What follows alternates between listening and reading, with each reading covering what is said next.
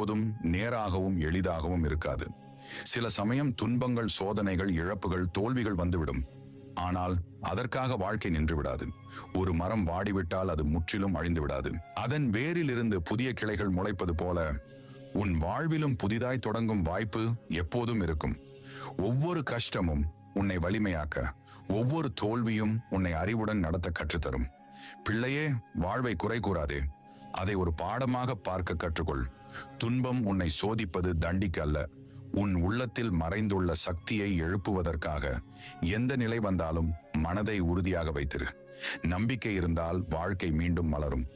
நீ இன்று அனுபவிக்கும் அனைத்தும், வாழ்க்கையின் ஒவ்வொரு நொடியும் உன் கடந்த பிறவிகளின் கர்ம வினைகளால் உருவானவை. ஒருவன் விதைத்ததை அறுப்பது போல் நீயும் உன் செயல்களின் கனிகளை இந்நாளில் அனுபவிக்கிறாய்.